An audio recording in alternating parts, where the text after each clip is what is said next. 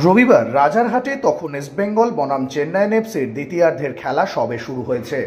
দেখা গেল মাঠে নামছেন ক্লেইটন সিলভা।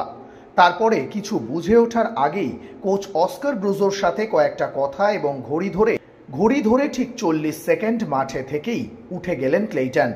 5 মিনিটের মধ্যেই ম্যাচ চলাকালীন এনসি ছাড়লেন এই তারকা ব্রাজিলীয় ফুটবলার। আর মাঠ ছাড়ার সময় একরাশ বিস্ফোরক মন্তব্য করে গেলেন দলের হেড কোচ অস্কার ব্রুজোর বিরুদ্ধে।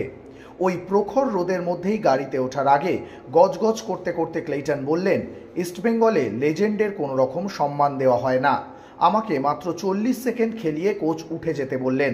আমার মনে হলো আর মাঠে থাকার কি প্রয়োজন, এমন অসম্মানিত কোনোদিন হইনি, তাই বেরিয়ে যাচ্ছি।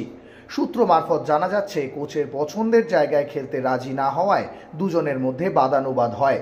এর থেকেই বোঝা যাচ্ছে সুপার কাপের আগে ইস্টবেঙ্গলের ড্রেসিং রুম একেবারেই ঠিকঠাক নেই। 24 ঘন্টাও হয়নি তাদের চিরপ্রতিদ্বন্দ্বী লিগ ডাবল করেছে।